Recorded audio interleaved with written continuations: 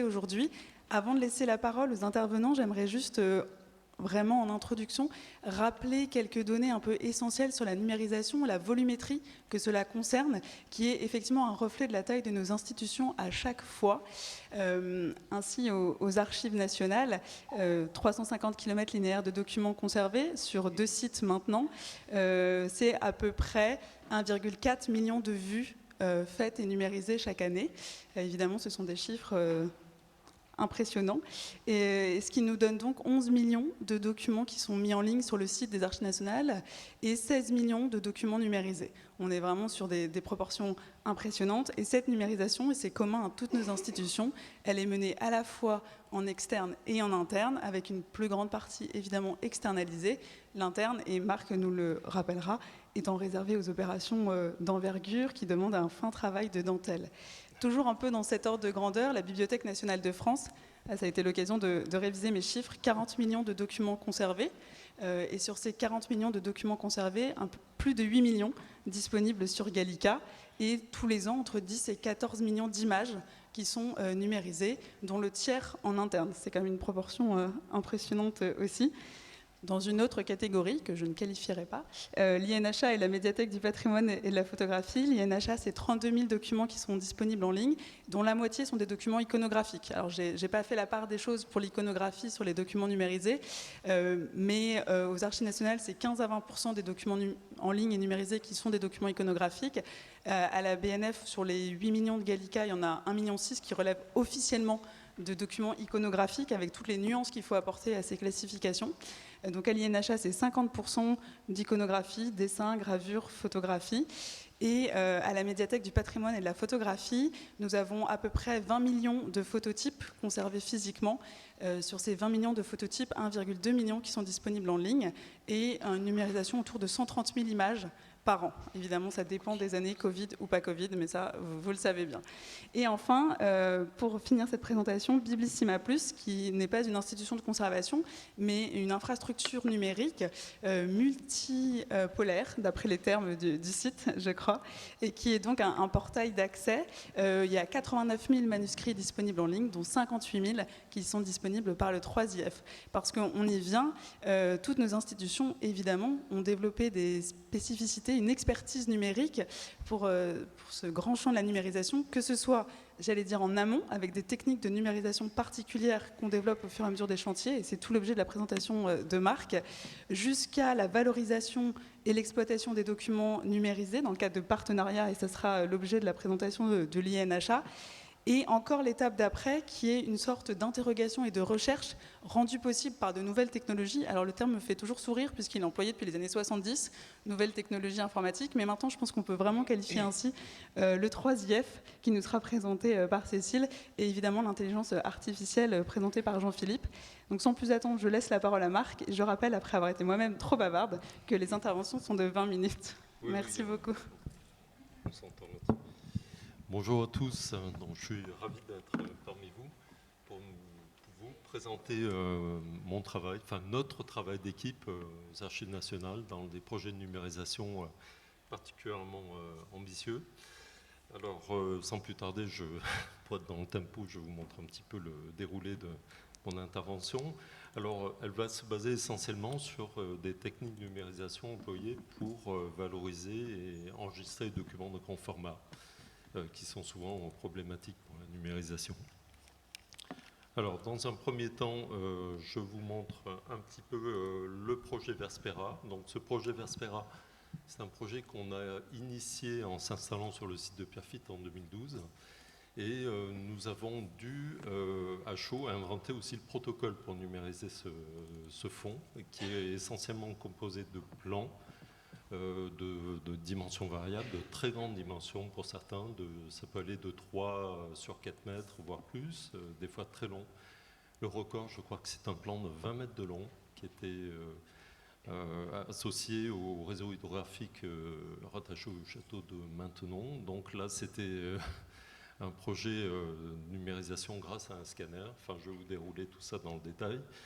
Et donc, ce qui a été passionnant, c'est qu'il a fallu inventer rapidement des procédés de manière à pouvoir numériser ces documents complexes et parfois de grande taille. Donc, dans le cadre de ce projet Verspera, on avait en tout 7700 documents des archives nationales à numériser, plus, on va dire, 1000 documents en partenariat avec la BNF, hein, bien sûr. Donc, ce projet Verspera, Versailles en perspective, était un projet qui a obtenu un LabEx Patrimoine, hein, qui nous a permis, avec la Fondation des sciences du patrimoine, ainsi que le centre du château de recherche de Versailles et d'autres partenaires, de pouvoir mettre en valeur tous ces fonds et les mettre à disposition pour ensuite les faire de la 3D. Enfin, il y a eu le laboratoire ETIS a été associé à ce processus pour faire des restitutions 3D de ces plans. Donc en partant de la 2D, on a créé de la 3D. Et c'est vraiment un projet sur lequel nous travaillons encore, qui est composé de plusieurs corpus, principalement le corpus étant le château lui-même, ensuite le Trianon et les jardins, le corpus AN2, le corpus AN1 étant le château, le corpus AN3 étant les dépendances des bâtiments qui sont dans un périmètre un peu plus large autour du château.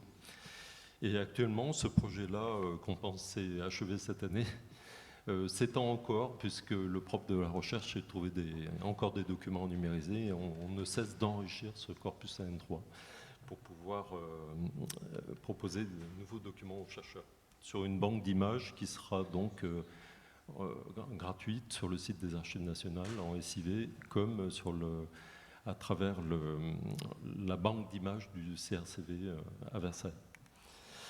Donc le procédé était de trouver justement, de mettre à profit des outils, à la fois des capteurs matriciels, comme vous le voyez sur le côté, il y a une image qui est représentative donc des appareils photographiques, et à la fois des processus, des scanners à balayage linéaire qui nous ont permis de faire de la HD.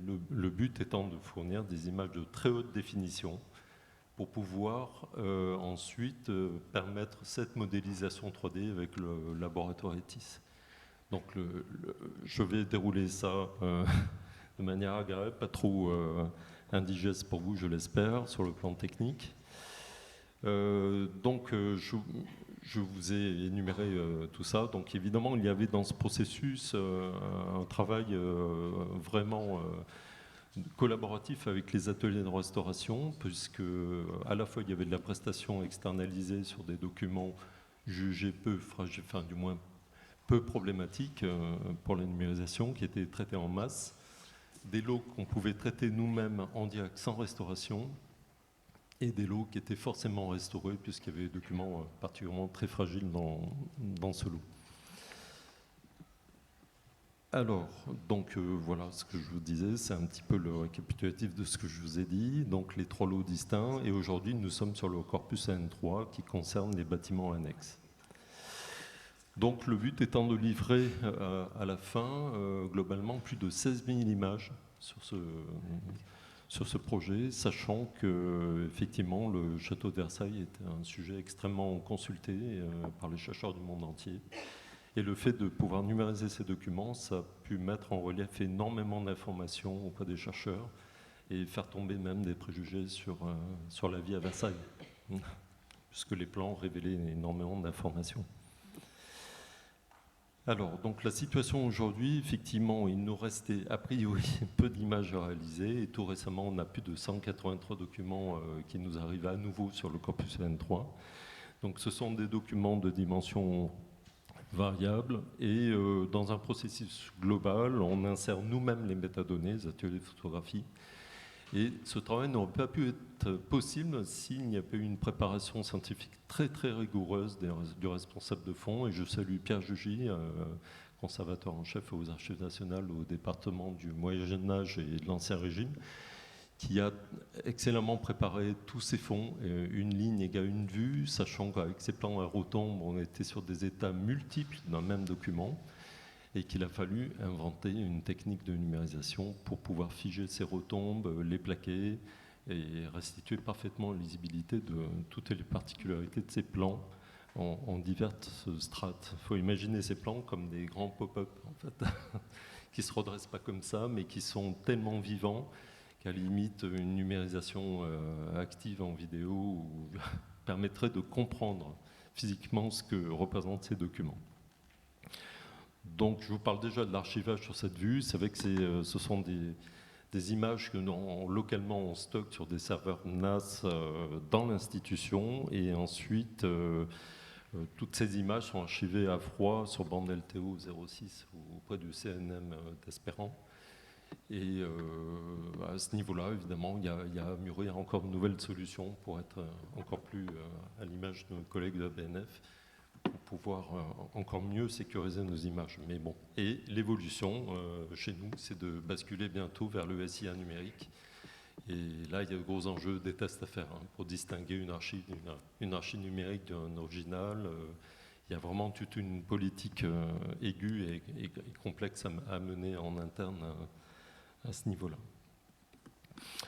Donc, globalement, le processus, pour faire court, parce que la diapo est très bavarde, il fallait, pour avoir une qualité de restitution de l'information, il a fallu caler nos prises de vue à minima à 300 dpi d'après le document original, c'est-à-dire que l'appareil photographique, notamment un capteur 80 à 100 millions de mégapixels, c'était de se positionner vis-à-vis de l'original à 300 dpi, c'est-à-dire qu'il fallait restituer sur une échelle de 2,54 cm, qui est l'unité de mesure, 300 pixels, de manière à offrir une très bonne lisibilité des images.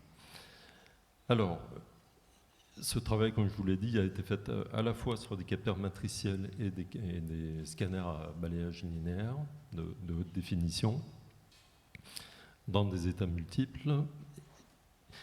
Nous avons par moment donc dû mettre des documents, les saisir à la verticale. Alors le processus était de les saisir à ce rapport 300 dpi d'après l'original en de multiples prises de vue qui couvraient l'original, c'est-à-dire que l'original ne bougeant pas, nous devions nous déplacer vis-à-vis de lui avec un matériel très spécialisé qu'on a fait faire par un fournisseur, de manière à faire un chevauchement de vue avec un recouvrement assez important, de l'ordre de 50 à 60%, voire 80% par moment, dans la mesure où il y a eu beaucoup de détails, qui a ensuite déclenché des assemblages de vues pour chaque original, donc chaque état de l'original.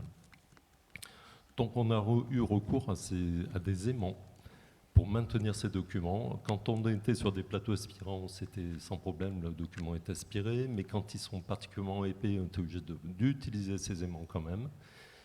Et ces aimants étant présents sur les prises de vue, il fallait absolument donc les capter en une fois, les déplacer sur chaque prise de vue de manière à gommer la présence de ces aimants et poursuivre le cheminement, vous voyez, sur le plan, de manière à enlever tous ces éléments qui nous permettaient de plaquer les originaux et obtenir une meilleure netteté.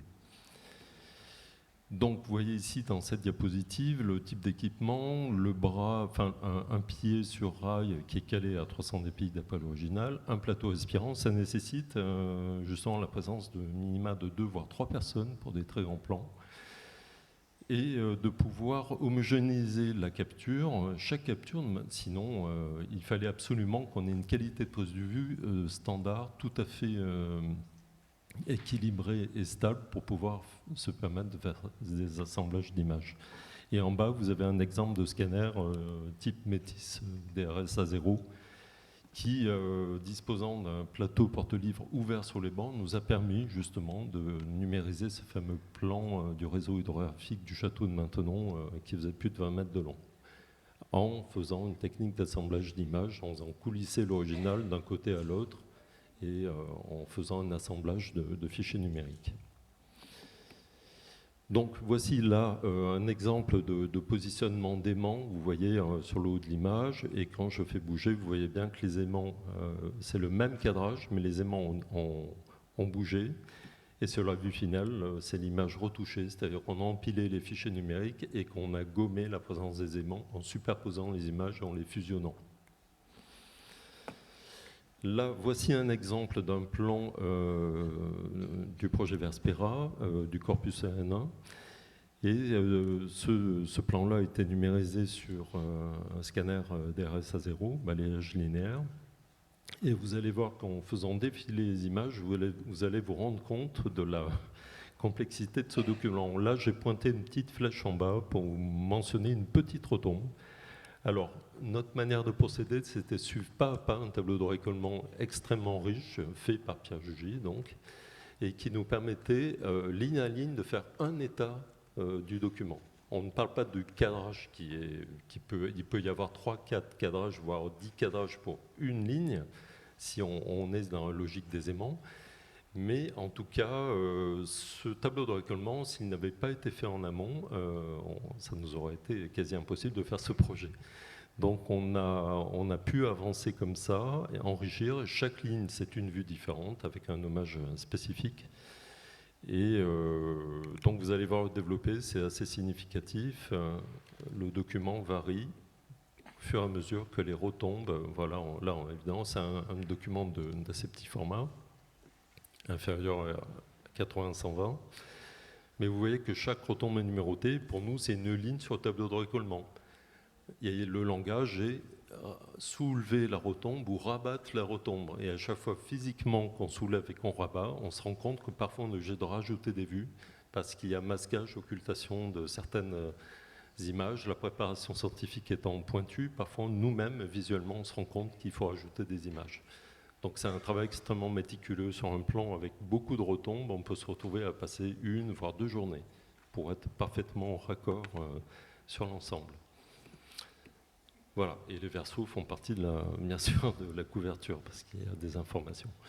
Alors voici le type de matériel qu'on a fait construire. Le pied en soie, matériel FOBA, matériel suisse, existait, mais le bras n'existait pas. Donc le fournisseur a accepté de nous fabriquer un bras coulissant qui nous permettait de couvrir l'intégrité du plateau. Là ici, un grand plateau magnétique, parce qu'au-delà d'un plateau aspirant de 2 mètres sur 3, les originaux étant tellement grands, on est obligé de faire construire ce plateau qui est lui-même un prototype, de manière à les plaquer. Mais là, ça tient soit grâce à des ficelles s'il s'agit de plans à baguette en bois, parce qu'il faut les attacher, ou bien ça tient juste par les aimants puissants. Donc le principe est de faire un déplacement de la chambre vis-à-vis d'un document original qui ne bouge pas. Surtout pas, parce que sinon il y a des problèmes de géométrie qui viennent se rajouter et qui complexifient l'assemblage des images. Alors, la projection de 300 dpi à cette distance, c'était l'équivalent d'une image. On va imaginer une fenêtre de tir si je puis dire, de l'appareil photographique d'environ 80-70 cm. Et à chaque fois, le recouvrement sur les vues suivantes, à minima de 50%, 70, 80, et on s'est aperçu qu'au plus les documents étaient détaillés, au plus il fallait accentuer le recouvrement. Pour que le logiciel, donc on a fait tourner un logiciel, c'est Photoshop en particulier, l'assemblage s'est fait avec Photomerge, qui est un module dans Photoshop. Et en cas d'erreur, on recommençait tout simplement, parce qu'il fallait absolument génération d'images empilées, que tout soit jointif, on contrôlait les calques parfaitement jointifs, et si ce n'était pas le cas, il fallait recommencer. Donc pas mal de subterfuges ont été trouvés au fur et à mesure pour être de plus en plus raccordés à la précision de cette installation, un télémètre laser pour caler le bras articulé qui doit être parfaitement orthonormé par rapport au plateau. Le positionnement de l'appareil photographique, on a tout simplement trouvé qu'un miroir projeté avec une visée vidéo pouvait nous projeter exactement l'axe de visée de l'appareil, ce qui évitait un basculement latéral ou vertical. Et tous ces réglages avec des mières de confusion pour la netteté qu'on a réemprunté au microfilm, d'ailleurs rien ne se perd. On nous a permis d'homogénéiser les captures et la colorimétrie. On a fait aussi des profils d'acquisition de couleurs en entrée pour homogénéiser les prises de vue, pour qu'elles soient parfaitement identiques les unes aux autres avec le logiciel de capture d'image Capture One. Marc, peut-être oui. Si on veut passer la vidéo. Oui, la vidéo. Oui, parce qu'il reste 5 minutes à notre intervention. Alors voici le plan du pied et voilà les étapes de la prise de vue. Alors la vidéo, écoute, Oui, on peut passer la vidéo directement. Je vous parlerai ensuite, s'il vous plaît.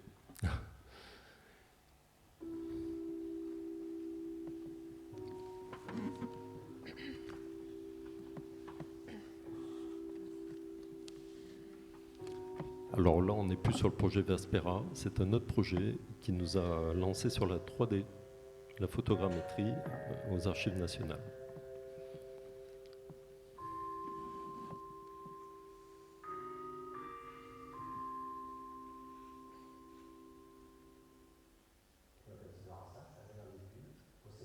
Et j'ai la chance de travailler avec les agents des Archives nationales de France sur une matière de travail assez exceptionnelle, le plan maquette BD, qui est juste derrière. C'est un projet que nous avons déjà depuis plusieurs années avec les Archives nationales, qu'on a monté depuis 2019, avec bien sûr mon unité d'attestation, le centre d'emmener en Sorbonne, les Archives nationales de France, l'Université d'Artois, et nous sommes rentrés donc en phase opérationnelle en septembre de l'année dernière.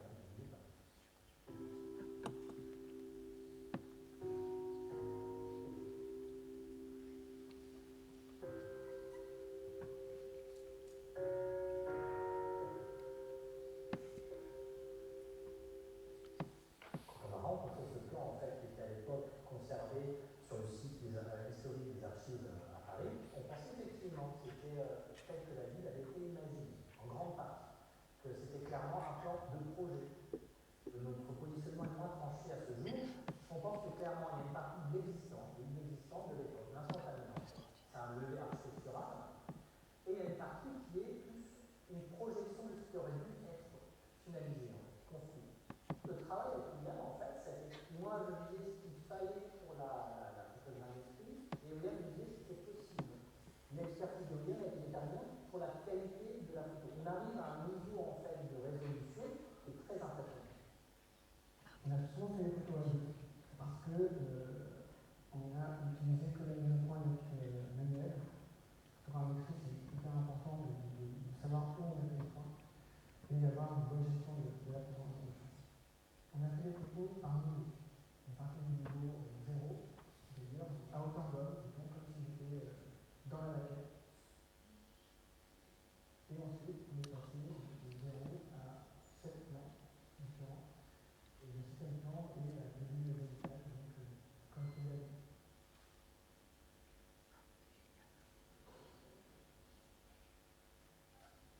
Après avoir réalisé la campagne de début, on va passer en fait, les images en post-traitement dans un logiciel de photogrammétrie et je vais vous montrer à l'écran ce que ça donne.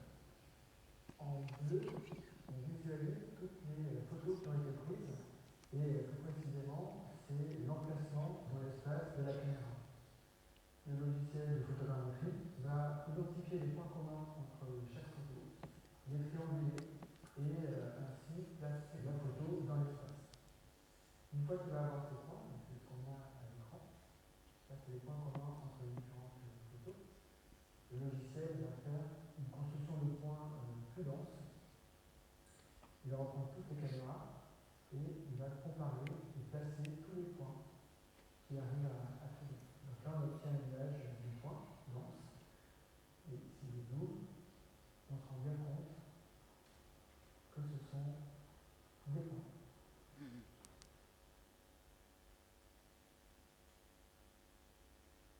Une fois que ces points ont été placés, on va faire un maillage. Donc là, c'est le modèle filaire de la maquette.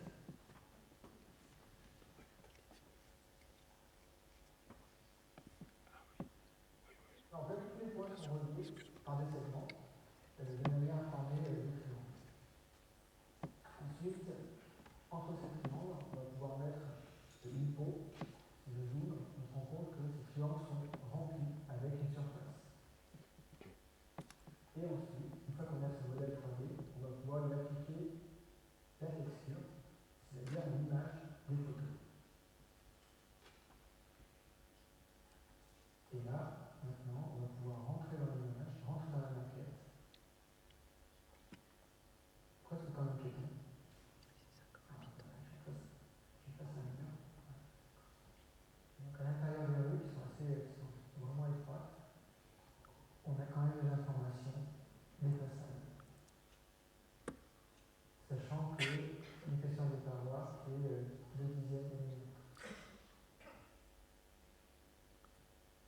Il y a un escalier.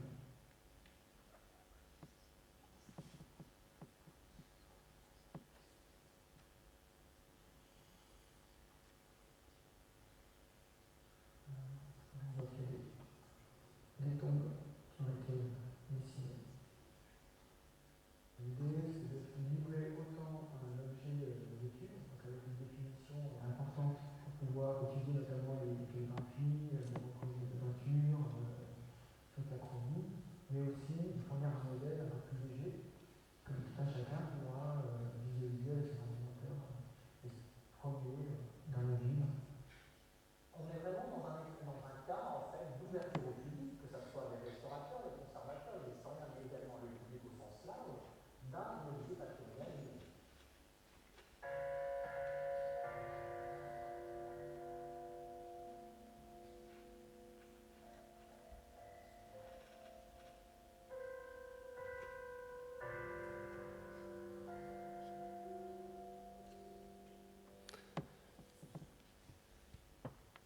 Voilà, j'espère que ce film vous a intéressé et ça démontre bien qu'aujourd'hui, la photographie, la photogrammétrie, les processus associés à la photogrammétrie servent de plus en plus les documents d'archives et à point nommé interviennent pour nous aider à résoudre des problèmes techniques, notamment sur les documents de grand format.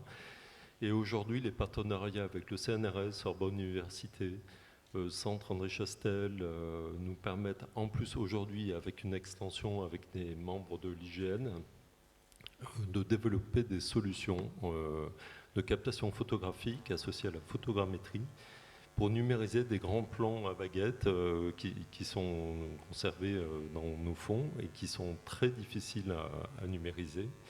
Et ce sont des solutions encore plus fiables que les simples photographies, des assemblages d'images classiques pour lesquels nous-mêmes, parfois en mettant des aimants, on crée des problèmes de géométrie. Donc on se mettait nous-mêmes des barrières, on va dire, techniques, on s'en a rendu compte. Donc ce processus de photogrammétrie arrive à point nommé et aujourd'hui l'axe de recherche, c'est de partir plutôt dans l'imagerie scientifique de plus en plus au-delà de la photographie avec ses partenaires qui n'ont pas les compétences photographiques mais qui ont besoin de nous aussi pour numériser des plans maquettes. Ces solutions-là nous permettent, notamment aujourd'hui avec l'IGN, de développer des moyens de remettre à plat virtuellement des cartes qui sont déformées. Donc aujourd'hui, on les photographie plutôt au sol, dans leur déformation propre. Grâce à la photogrammétrie, on extrait des ortho-images, des orthophotos, enfin dans le langage courant de la photogrammétrie. Et après, on pourra se permettre, grâce à ces captations numériques, de faire des remises à plat numériques grâce à un logiciel qu'a développé l'IGN qui s'appelle Micmac. Et aujourd'hui, nous sommes les mains dans le cambouis, si je veux dire, passionnés dans ces axes de recherche au service des documents conservés aux archives nationales. Voilà, j'espère que ça vous a intéressé. Il y a plein de portes ouvertes donc, et de possibles partenariats, je l'espère, à l'avenir. Je cède la parole, j'étais un peu bavard, désolé, mais peut-être dépasser le temps. Merci beaucoup, Marc.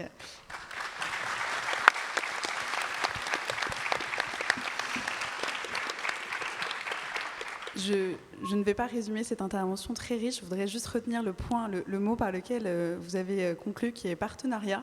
On voit que ces opérations de numérisation sur des fonds extraordinaires demandent des moyens conséquents, que ça engage énormément une institution, plus de 10 ans maintenant pour le projet Verspera, et puis on l'a vu, 3 personnes à temps plein pour aider à la prise de vue, mais vraiment, j'allais dire, la dynamique vient d'un partenariat, tant au sein d'une institution qu'à l'extérieur, et je pense que la transition est toute trouvée pour la présentation de Cécile, puisque là, on est vraiment une institution qui fait le lien avec toutes les autres du territoire grâce à une technologie, une fois encore, nouvelle en tout cas, qui est poussée. Donc je vous laisse sans plus tarder la parole sur le 3IF. Merci Camille. Bonjour à tous. Je suis ravie d'être ici aujourd'hui pour vous présenter le protocole 3IF qui correspond à un ensemble de standards pour la diffusion et l'échange interopérable d'images sur le web. Mais d'abord, je vais dire quelques mots, slide suivante s'il vous plaît. Je vais dire quelques mots sur l'Equipex Biblissima Plus. Donc Biblissima, c'est une infrastructure numérique de recherche et de services qui s'intéresse à la transmission des textes anciens. C'est un projet qui est porté par le campus Condorcet et qui a débouché sur plusieurs réalisations, dont un portail national de ressources interopérables, le portail Biblissima.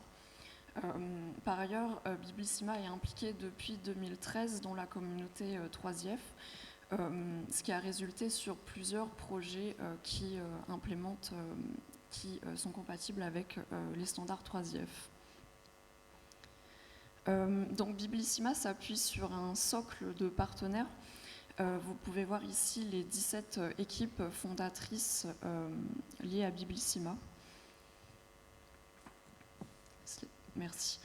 Donc 3IF est utilisé assez largement dans l'infrastructure numérique de Biblissima+, et en premier lieu dans le portail Biblissima, qui est donc ce portail national qui agrège des données issues d'une variété d'institutions, donc bibliothèques, archives et autres.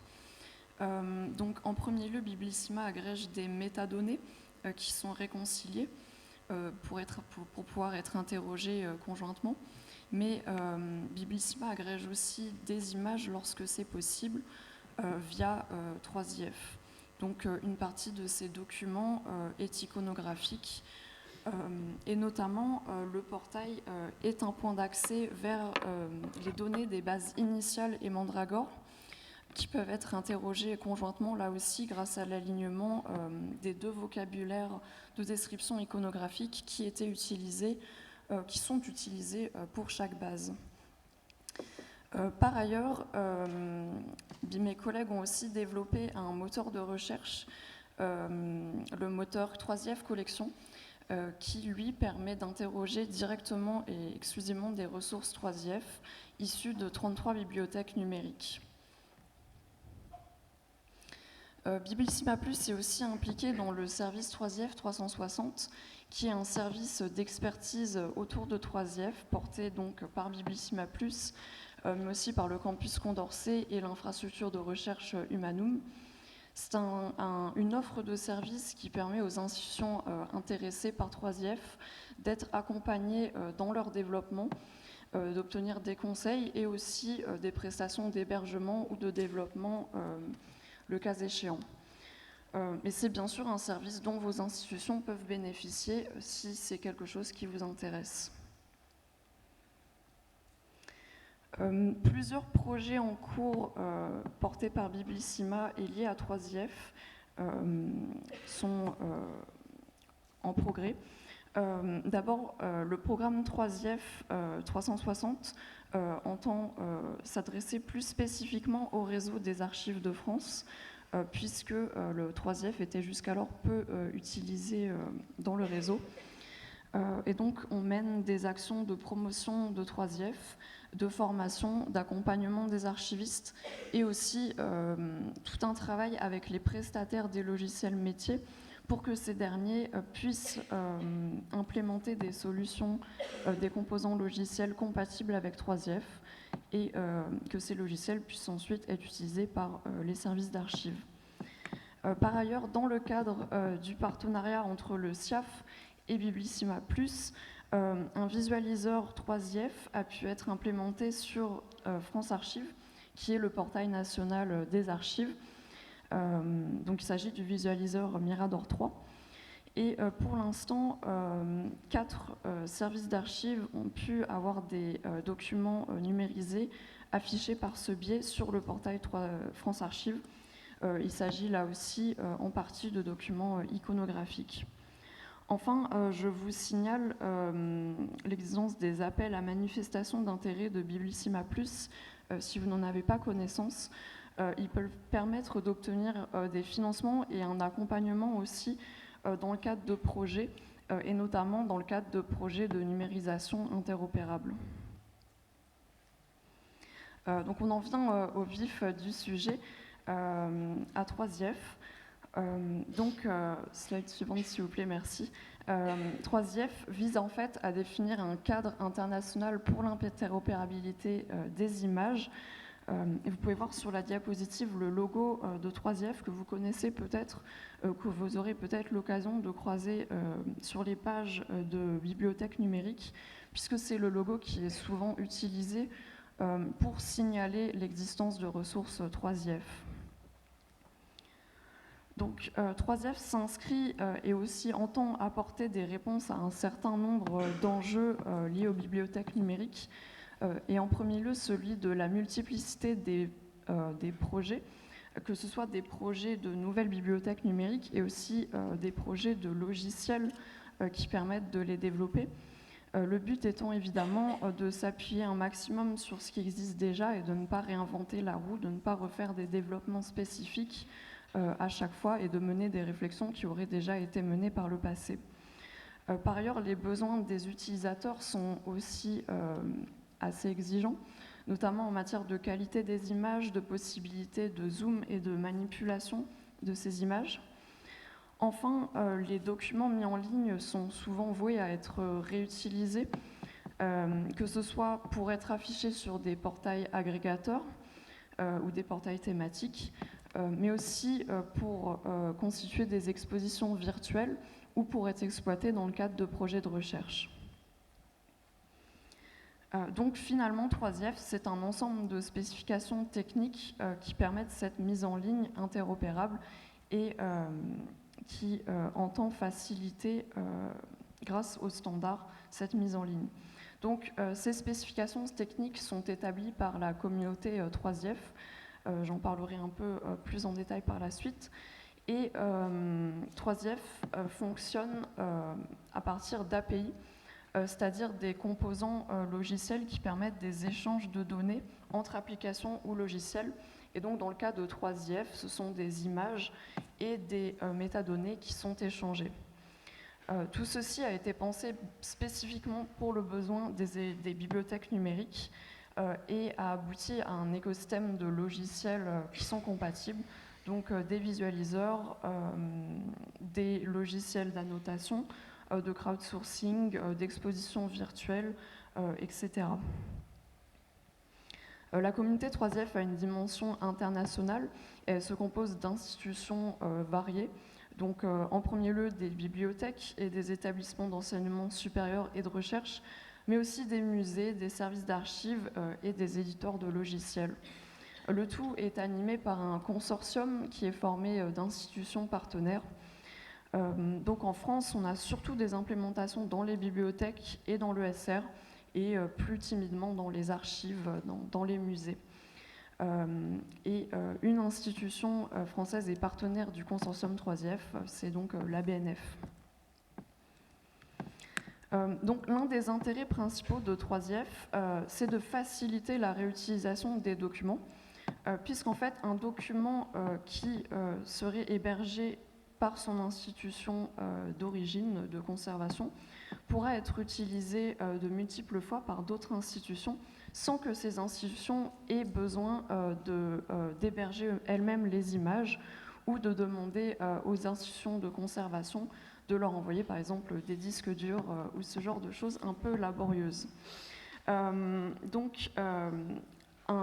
document qui est hébergé par exemple par une bibliothèque pourra être facilement importé dans un module d'exposition virtuelle, affiché sur un portail agrégateur ou utilisé par des chercheurs sur une plateforme d'HTR sans aucun téléchargement et simplement par transfert via les API 3IF. Donc il en résulte plusieurs bénéfices. Déjà, la consultation, la manipulation et l'annotation des documents est faisable dans n'importe quel logiciel compatible, ce qui fait que les utilisateurs peuvent s'affranchir des choix qui ont été faits par les institutions de conservation pour utiliser les logiciels et les applications qui sont les plus proches de leurs besoins. Par ailleurs, 3IF permet un affichage performant d'images en haute résolution, j'y reviendrai par la suite, et facilite la coopération entre institutions et projets via les transferts facilités d'images. Tout ceci fait que les développements et les migrations aussi de logiciels sont facilités, ce qui peut mitiger les coûts des projets. Bon, je ne vais pas rentrer dans les détails techniques du fonctionnement de 3IF qui peuvent être un peu assommants, mais je vais quand même vous expliquer quelques fondements et notamment vous présenter les API 3IF. Donc, les deux principales API sont l'API image et l'API présentation. L'API image permet la distribution et la manipulation des images en fonction d'une requête standard, c'est-à-dire d'une requête qui porte des paramètres, par exemple sur la taille des images, le format des images, etc., qu'on souhaite obtenir. Et la deuxième API principale est l'API présentation, qui délivre des informations de présentation et de structuration des objets numériques, ce qui veut dire en gros que les images sont transférées accompagnées de leurs métadonnées descriptives et de métadonnées de structure, par exemple sur l'ordre des pages d'un document, tout simplement. Il existe aussi d'autres API complémentaires qui permettent de répondre à d'autres cas d'usage de manière interopérable. Par exemple, pour proposer des fonctionnalités de recherche dans les annotations qui auraient été faites sur des documents, ou pour gérer des restrictions d'accès à ces documents, ou encore pour faciliter le moissonnage des ressources 3IF, ce qui est intéressant puisque, comme vous l'avez compris, ces ressources ont vocation à être partagées. En ce qui concerne le format des images, les formats JPEG 2000 et TIFF sont recommandés puisqu'ils favorisent le tuilage des images, j'y reviendrai, et donc l'utilisation de fichiers d'images assez lourds. Mais ceci étant, 3IF peut fonctionner avec des fichiers de tout format, des fichiers d'images de tout format, et donc vous n'avez pas besoin d'opérer des conversions de format pour utiliser 3IF. Donc je vais vous présenter maintenant quelques cas d'usage concrets qui pourront peut-être vous permettre de comprendre un peu mieux les usages permis par 3IF. Donc déjà, certains visualiseurs permettent d'importer plusieurs documents dans une même interface, ce qui est utile pour comparer les documents et travailler dessus facilement. Et c'est évidemment vrai pour des documents qui sont issus d'institutions différentes, comme c'est le cas ici d'ailleurs. 3IF permet aussi aux utilisateurs de bénéficier d'un zoom profond, ce qui est très intéressant, notamment pour des documents de très grand format, notamment iconographiques d'ailleurs. Donc ce zoom profond est permis par un tuilage des images, c'est-à-dire que les images seront découpées en tuiles de taille adaptée au niveau de zoom voulu, et seules les tuiles correspondant à la portion de l'image que l'on souhaite consulter seront chargées. Donc c'est beaucoup plus efficace et beaucoup plus rapide et fluide que de charger d'un seul coup un fichier d'image très très lourd. Par ailleurs, je vous ai déjà dit que grâce à l'API présentation, les métadonnées suivent les images, et c'est d'autant plus important, encore une fois, que les ressources 3IF ont vocation à être affichées en tout cas à pouvoir être affichées sur des sites tiers. Et donc ces métadonnées embarquées permettent de conserver le contexte des documents en dehors de leur site d'origine, et également de permettre plus facilement la remontée vers les institutions de conservation, et aussi de conserver les informations de réutilisation, les licences, etc. 3IF permet aussi de lier des annotations aux documents. Ces annotations, selon les paramétrages choisis, peuvent voyager aussi avec les documents, ce qui est intéressant. Et il est possible de définir plusieurs couches d'annotation en fonction de ce qui est voulu, des projets voulus. Un autre cas d'usage, c'est celui de la reconstitution virtuelle de manuscrits. Et vous avez ici un exemple, une démonstration qui a été créée par des collègues de Biblissima Plus. C'est un manuscrit du XVe siècle qui est conservé par la bibliothèque municipale de Châteauroux. Et il s'avère qu'un certain nombre de miniatures de ce document ont été prélevées à une époque inconnue. Or, ces miniatures sont conservées par ailleurs. Et donc grâce à 3IF, il est possible d'appeler les miniatures et le manuscrit d'origine et de permettre leur consultation depuis une même interface en superposant les miniatures aux documents, au manuscrit, pour permettre de visualiser le manuscrit tel qu'il était à l'origine. En parlant de reconstitution, il est aussi possible de reconstituer virtuellement des collections dispersées, là aussi en profitant du fait qu'il est possible d'appeler des documents issus d'institutions différentes, ces documents pouvant ensuite être consultés depuis un même point d'accès, depuis une collection unique. Par ailleurs, je vous ai parlé de l'écosystème de logiciels compatibles. Il en existe notamment dans le domaine du crowdsourcing ou de la notation collaborative. Vous avez ici l'exemple du logiciel Calico, utilisé ici pour le projet Sockface. Donc, on sort un peu de l'iconographie, mais c'est un projet d'annotation et de transcription des registres d'état civil. Mais cela me permet de souligner que l'un des intérêts de 3IF est justement que les standards sont communs à des types d'institutions différents, donc archives, bibliothèques, etc., ce qui permet les collaborations entre types d'institutions différentes. Par ailleurs, toujours dans une optique de médiation, il est aussi facile de monter des expositions virtuelles, notamment si elles comportent des documents ou des images, en tout cas issues d'institutions différentes. Voilà, et il existe toute une variété de logiciels. Vous avez ici un exemple formé à partir du logiciel Exhibit. Par ailleurs, des projets de géoréférencement et plus généralement de points d'accès aux documents par des cartes existent.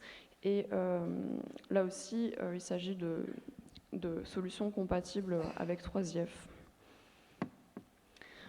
Enfin, pour finir, je voulais signaler les intérêts de 3IF pour les projets de recherche qui ont souvent pour enjeu l'acquisition d'images de bonne qualité et aussi parfois en grand nombre.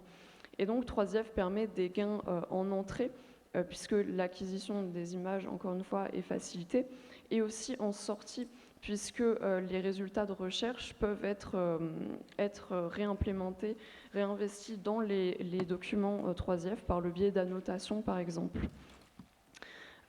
Et donc c'est particulièrement intéressant dans le cadre de projets qui impliquent de l'apprentissage machine, donc de l'intelligence artificielle, en particulier pour la reconnaissance de forme ou l'HTR, puisque là encore l'enjeu est d'obtenir des images en grande quantité pour entraîner les algorithmes et aussi de bonne qualité pour permettre tout simplement des résultats probants. Voilà, je vous remercie pour votre attention.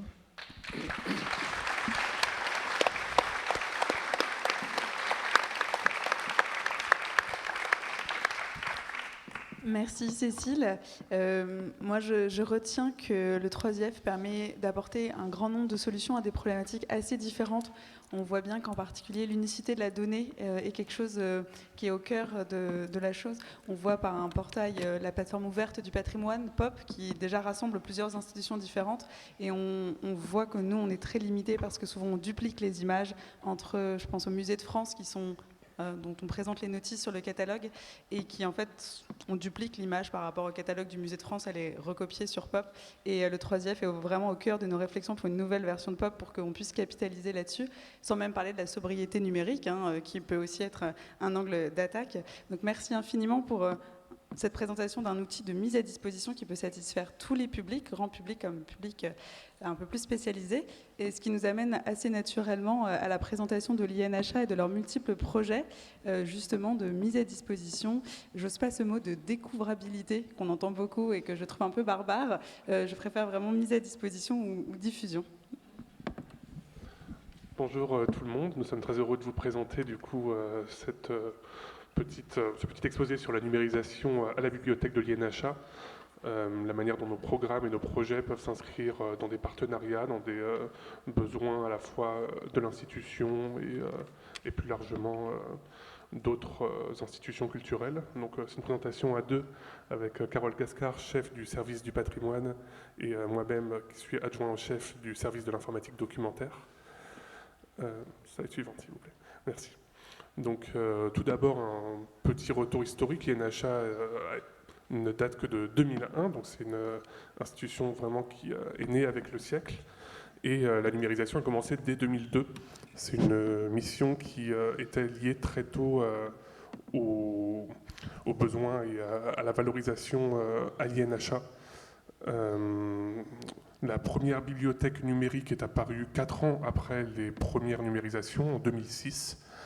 Et elle a suivi elle a été sur une succession de logiciels propriétaires jusqu'à présent. Et actuellement, depuis 2017, il s'agit du logiciel Name Gallery. On peut voir actuellement la page d'accueil. Donc c'est un logiciel qui est maintenu par la société I2S et vendu en France par Arcanum. Voilà, d'autres logiciels auparavant ont pu être Pictureland, Divalib et ou encore Ulib. On a toujours, quand on retrouve les anciennes bibliothèques, enfin les anciennes versions de la bibliothèque numérique, par exemple sous la Wayback Machine, on a toujours eu une arborescence des collections numérisées mises en valeur que vous trouvez dans la bibliothèque actuelle, dans l'onglet collections. Aujourd'hui, nous avons 32 000 documents et un gros mensonge sur cette slide, ce n'est pas 1,55 million de vues, mais 1,055 millions de vues, erreur de ma part. Donc voilà les chiffres que vous pouvez trouver au bas de la page et dans leur bon nombre. Donc voilà pour cette première présentation. Slide suivante, s'il vous plaît. Bonjour à tous. Je vais poursuivre avec cette deuxième diapositive pour vous présenter les différentes provenances de documents qui constituent aujourd'hui la bibliothèque numérique de l'INHA. Quand l'INHA a été créée en 2001, presque aussitôt, la bibliothèque d'art et d'archéologie est arrivée dans le sein de l'INHA. Et par la suite, la bibliothèque centrale des musées nationaux est venue la rejoindre en 2016. Donc ces deux bibliothèques-là constituent le fond d'origine de la bibliothèque de l'INHA. Dans les types de documents qui constituent la bibliothèque numérique, je vais d'abord citer un cas particulier qui est un ensemble de documents qui est arrivé très tôt, encore une fois, dans la bibliothèque. Ce sont des documents numériques qui proviennent de la bibliothèque de l'École des Beaux-Arts. La bibliothèque de l'École nationale des Beaux-Arts devait rejoindre l'INHA au départ, et puis c'est un projet qui n'a pas vu le jour, en définitive, mais il y a un ensemble d'images qui est arrivé dans la bibliothèque numérique et qui y est encore aujourd'hui. Pour parler du type de documents qui se trouvent dans cette bibliothèque numérique, aujourd'hui, après 20 ans, quasiment, je peux vous dire que le premier ensemble, l'ensemble le plus important, ce sont les livres imprimés, puisque ça représente à peu près la moitié du contenu de cette bibliothèque, certainement dans un objectif de visibilité pour le public, des chercheurs, et puisqu'il s'agit de classiques de l'histoire de l'art et d'un ensemble extrêmement important de catalogues de vente, puisqu'aujourd'hui il y a 15 000 catalogues de vente qui sont consultables en ligne dans la bibliothèque numérique et 9000 catalogues de vente qui sont en attente de mise en ligne, mais qui sont d'ores et déjà numérisés. Toujours dans ces documents, livres imprimés, il y a eu des projets qui se sont mis en place autour des livres de fête. Aujourd'hui, il y a 277 livres de fête qui sont en ligne sur la bibliothèque numérique, pour la période évidemment XVIIe, XVIIIe siècle.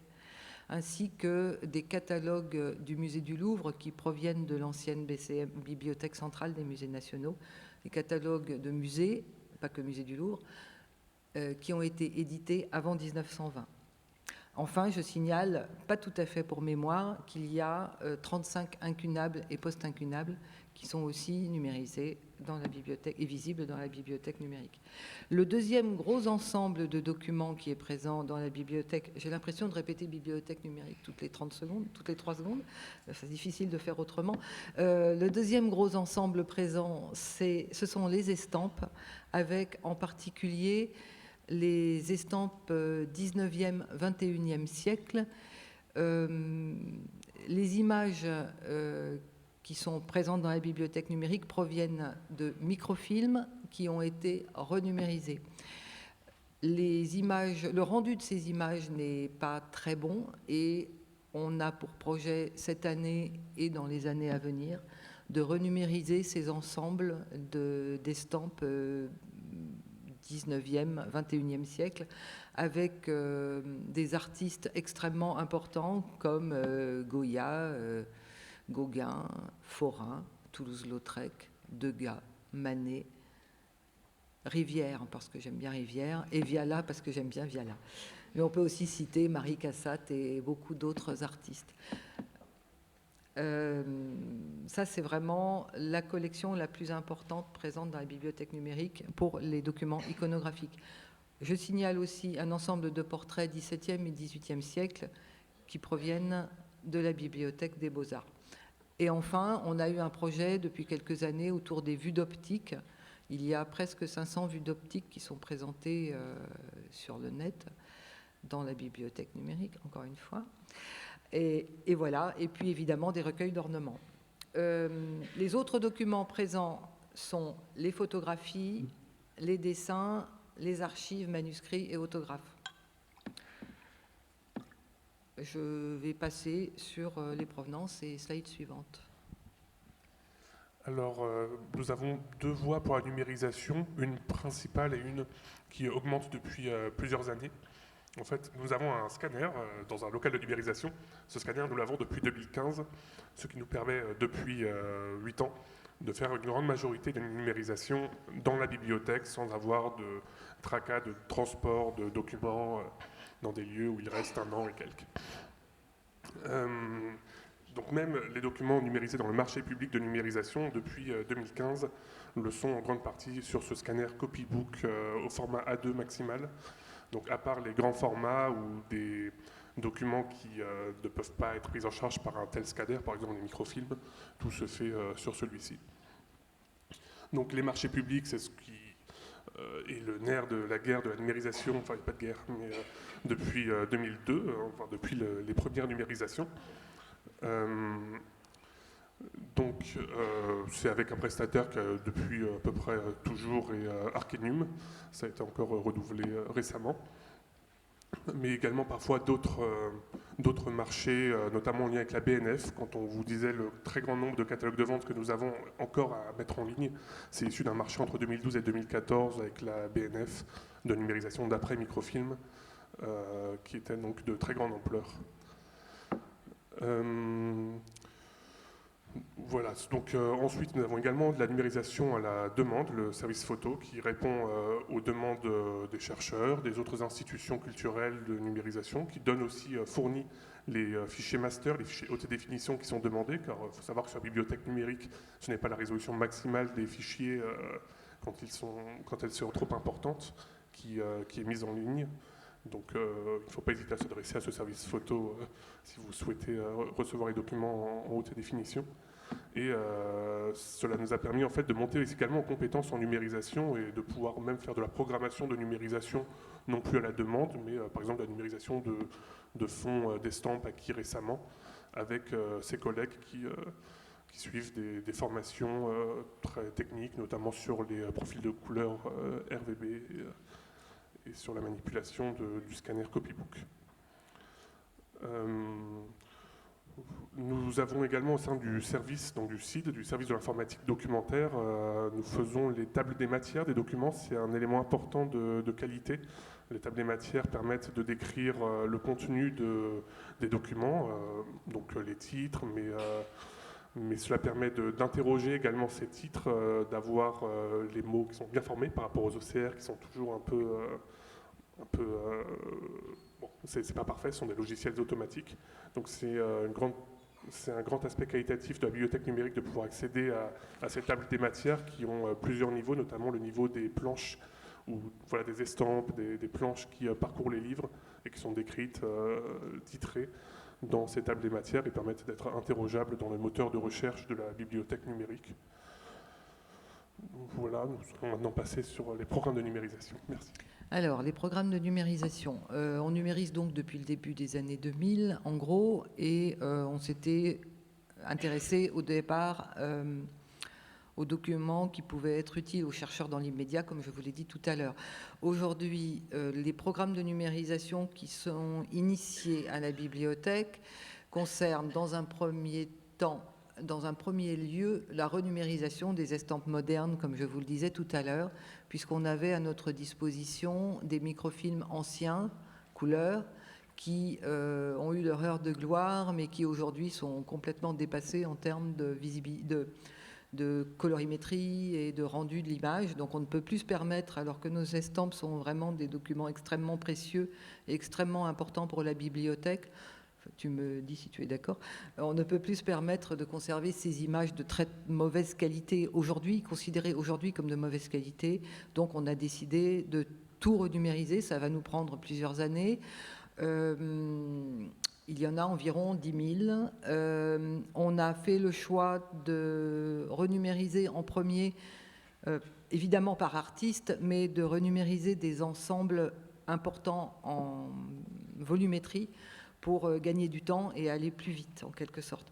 On va commencer cette année avec deux artistes qui sont Jeanne Bardet et Beaufrère, qui ne sont pas forcément des artistes extrêmement connus, mais dont on voudrait déjà améliorer la visibilité, et on poursuivra par la suite avec d'autres ensembles. Ça nous demande pas mal de travail de préparation, puisque j'enfonce peut-être une porte ouverte, mais il faut faire des constats d'état avant de numériser ces documents, et ça ne se fait pas en claquant des doigts. Heureusement, il y a des notices qui existent, et ça permet de constituer des tableaux Excel pour la NUM très facilement. Bien, en dehors des estampes 19e, 21e siècle, nous continuons un programme de numérisation d'estampes anciennes autour des vues d'optique, mais aussi autour d'un artiste qui s'appelle Louis-Marin Bonnet, pour lequel on a 550 documents. J'en profite pour dire que ces programmes de numérisation s'articulent parfois autour de projets de recherche. Et dans le cadre de Louis-Marin Bonnet, il y a une réflexion autour d'un projet concernant une analyse pigmentaire de ces estampes qui pourrait être programmée d'ici l'année prochaine. Donc ça tombe bien, on va numériser Louis-Marin Bonnet, et c'est une excellente occasion pour pouvoir proposer aux chercheurs des substituts numériques aux documents originaux aussi, dans le cadre de ce projet-là. On continue bien évidemment le programme de numérisation des livres de fête, qui est mené par notre collègue qui s'occupe des imprimés anciens à la bibliothèque. Pour les périodiques, on a entrepris la numérisation de la Gazette du Bon Ton. C'est un projet qui date de l'année dernière, je suppose. De cette année, c'est notamment qu'il est incomplet sur Gallica, donc cela nous permet de mettre le fond entier de 1912 à 1925. C'est un beau périodique en histoire de la mode. Et en ce qui concerne les catalogues de vente, nous nous intéressons cette année au catalogue de vente d'antiques du début du 19e siècle. Les autres projets concernent les photographies de sites archéologiques, évidemment des ensembles d'autographes, d'archives, mais j'y reviendrai dans le cadre du protocole PANS, et de dessins d'architecture. Slide suivante. Donc l'INHA est construit autour de deux grands départements. Le département de la bibliothèque et de la documentation dont nous provenons, mais également le département des études et de la recherche, qui mène les missions d'excellence en recherche, en histoire de l'art, de soutien donc à cette recherche et articulé autour de nombreux programmes de recherche. Et certains d'entre eux peuvent s'appuyer sur la numérisation de nos collections. C'est un des premiers objectifs quand on va programmer notre numérisation, c'est vraiment qu'elle puisse notamment prendre en compte les besoins des programmes de recherche. Donc nous sommes dans le dialogue avec les chercheurs, les conseillers scientifiques, afin d'organiser cela et de le programmer, parce que cela prend évidemment du temps, notamment quand on est en lien avec des prestataires externes ensuite. Donc parmi les programmes de recherche qui ont lieu dans ce département des études et de la recherche, il y a notamment celui autour de l'histoire du quartier Richelieu, qui s'appuie sur de nombreux documents, notamment dans nos fonds d'archives ou d'autographes. Il y a également, évidemment, que nous avons beaucoup de fonds sur celui-là, le programme de recherche autour de la bibliothèque d'art et d'archéologie de Jacques Doucet. Donc la bibliothèque qui a été la première à rejoindre celle de l'INHA et autour de laquelle nous avons beaucoup de documents et d'archives. Un programme qui s'intéresse notamment donc, aux différentes personnes qui gravitaient autour de celle-ci dans les années 1910-1920, les bibliothécaires comme Rodéjean, les chercheurs, et les savoirs qui étaient conservés et qui étaient produits. Donc, comme Carole le disait, nous allons numériser cette année des catalogues de vente pour soutenir le projet de répertoire des ventes d'antiques en France au XIXe siècle. Et enfin, également, nous numérisons notamment des livres de fêtes pour le programme sur les processus de création et de transmission chorégraphique du XVIe au XXIe siècle. Les livres de fête, ce n'est pas forcément des livres heureux. Alors, ça peut être des livres aussi de funérailles ou ce genre de choses, mais souvent, en tout cas, de belles planches. Et c'est des livres de cérémonie, plus que de fête. Non, c'est le terme livre de fête, mais sur des cérémonies qui sont parfois pour différents événements. Et enfin, ces programmes du DER trouvent notamment beaucoup leur valorisation dans le site Agora avec un H avant le dernier A pour Histoire de l'art, qui est un site vraiment à la pointe dans les humanités numériques avec des corpus de recherche, des corpus de données interopérables qui sont très poussés et qui sont vraiment un des cœurs du travail de ce département. Donc plusieurs de ces projets ils trouvent une de leurs réalisations en plus de journées d'études et d'échanges avec des chercheurs à travers le territoire. Slide suivante, s'il vous plaît. Alors, donc vous l'avez compris, vous le savez peut-être déjà, l'INHA est une institution bicéphale partagée entre la bibliothèque, dont je fais partie, dont nous faisons partie, et le département études et recherches. C'est quelque chose d'original que moi je ne connaissais pas professionnellement, de pouvoir travailler ainsi avec des chercheurs qui appartiennent à l'établissement. Donc de ce fait, cela crée des échanges plus... je dirais pas plus fructueux, c'est le mot qui me vient, mais riche en tout cas, et il y a beaucoup d'émulation, une grande dynamique. Et dans le cadre de cette dynamique-là, portée par le département études et recherches, où il y a essentiellement des historiens de l'art, mais aussi des informaticiens, il y a, dans le cadre des projets du service numérique de la recherche, le grand projet qui s'appelle PANS. PANS, c'est une plateforme d'exposition numérique de sources enrichies, comme c'est écrit sur la slide que j'ai sous les yeux.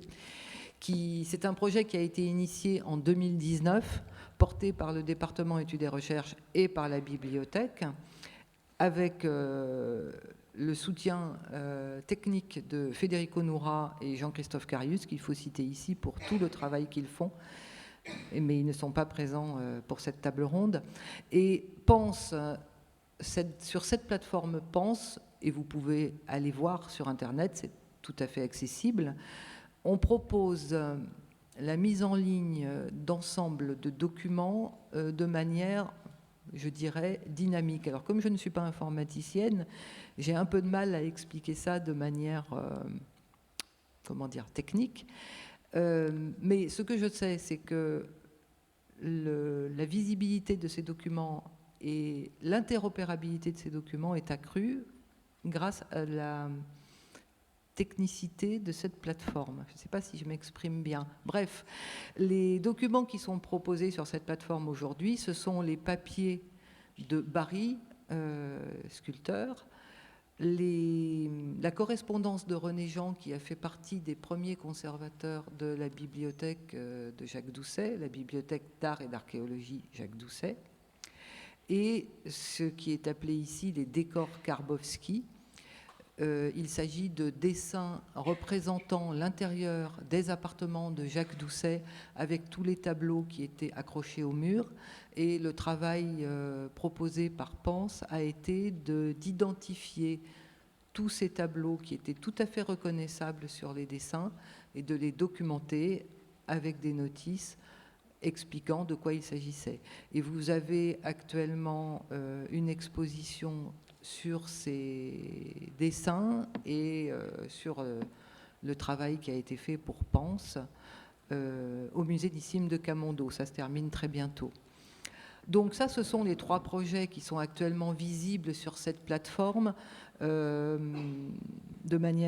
sont présentés de manière très dynamique. L'intérêt, je trouve, c'est que ce n'est pas qu'une vitrine, c'est aussi un document qui permet pour les chercheurs d'aller en profondeur dans les documents avec des hyperliens, etc. Et évidemment, cette plateforme est vivante et il y a de nouveaux projets qui sont en préparation pour lesquels on nous a demandé de remplir un formulaire tout récemment, puisque la date limite était le 12 juin. Donc j'aime autant vous dire qu'à la bibliothèque, on était tous sur le pont, parce que moi, je souhaitais qu'on propose évidemment des projets. Je ne vais pas vous dire de quoi il s'agit, parce que ça n'a pas encore été validé. On aura une réunion début juillet, mais je ne pense pas vendre la mèche en disant qu'un de ces projets concerne le fonds Nicole et Jean-Michel Thierry, dont je vais vous parler pendant 3 minutes parce que je pense n'avoir pas beaucoup plus de temps pour le faire, mais quand même. Carole. on est au bout du temps imparti. Donc... Mais je vais quand même prendre 3 minutes. J'insiste un peu, les autres ont eu un peu plus de temps, donc j'en profite un peu. Nicole et Jean-Michel Thierry étaient médecins et archéologues spécialisés dans la zone géographique de l'Arménie et autour de l'Arménie. Ils ont été actifs entre 1950 et 2000. Ils ont publié des centaines d'articles, écrit des livres et surtout fait une couverture photographique des vestiges archéologiques avec donc couverture photographique, documents d'archives et surtout leurs itinéraires de voyage. Donc c'est un couple, homme et femme, qui ont énormément voyagé, qui sont allés partout avec une énergie folle et ils ont eu la bonne idée de retranscrire leurs itinéraires compliqués dans des petits carnets. Et le projet pour la plateforme Pense, c'est de reconstituer ces itinéraires sous forme de cartographie, avec tous les éléments qui étaient consignés soigneusement par Nicole Thierry dans ses petits agendas, avec évidemment des photographies tout le long du parcours. Slide suivante. Et dernière, donc bon là c'est les perspectives et surtout les partenariats. Je vais passer assez rapidement dessus, mais ce sera important de relancer un programme de numérisation concerté afin qu'on ne fasse pas dans 3 bibliothèques les mêmes choses. Et c'est quelque chose qui existait avec la BNF, qui s'est peut-être un peu perdu ces dernières années, parce qu'il y a eu des objectifs parfois un peu différents, d'autres choses qui supplantaient l'histoire de l'art par moment. C'est tout à fait normal avec Paris 2024 qui arrive, mais c'est quelque chose que nous souhaitons relancer et revaloriser. Également autour du réseau Bibar que nous animons autour des bibliothèques en histoire de l'art. Il y aura aussi peut-être le renouvellement de la bibliothèque numérique en 2025, auquel nous avons déjà pensé, parce que c'est une bibliothèque numérique qui est pratique, mais qui peut être aussi tout à fait améliorable dans ses fonctionnalités. Il y a la question de la préservation numérique de nos fonds, pour que si le quartier brûle, il reste au moins nos numérisations. Ça sera pour se recueillir. Donc le groupe préservation numérique de Colex Percé est actuellement un groupe de travail qui est très important là-dessus pour arriver à un groupement d'achat sur cette question, dans un monde où l'inflation le rend plus compliqué, ce genre d'investissement. Et enfin, s'inscrire dans les projets en humanité numérique avec toute cette belle... qui a une très belle actualité avec énormément de choses. Je vous laisserai cliquer sur le lien vers Data Catalogue notamment, qui est très en lien avec nos fonds de catalogue d'histoire de l'art. J'imagine que le diaporama sera partagé. Et enfin, le projet Pharo, c'est un projet de avec un consortium de 14 photothèques d'histoire de l'art au niveau international, dans lequel nous essayons de nous insérer, mais qui demande de décrire non pas les photographies, ce que nous avons l'habitude de faire, mais les œuvres photographiées. Et c'est là où nous avons une grande réflexion à mener, parce que cela doublonne un peu le travail que nous souhaiterions faire sur ces photos. Mais sur ça, je vous laisserai nous écrire des mails si vous voulez en savoir plus. Merci Merci à vous.